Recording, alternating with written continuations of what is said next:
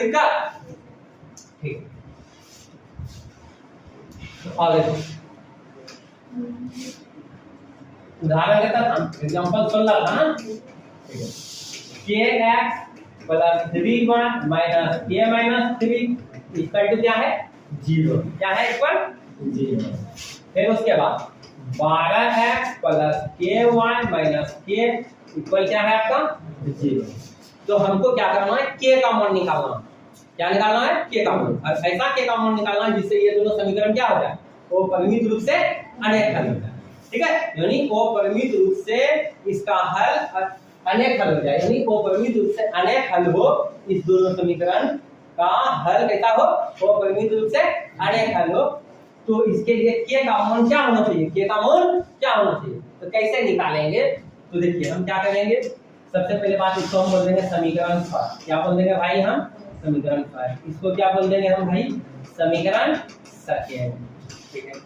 हम जानते हैं इस बात को, ठीक है, कि अपरिमित रूप से अनेक हल होने के लिए क्या कंडीशन होता है a1 बटा a2 बराबर b1 बटा b2 बराबर c1 बटा c2, ये होता है। चलिए हम यहाँ पे चूंकि, ठीक है, इस समीकरण 9 के युग्म के क्या है अपरिमित रूप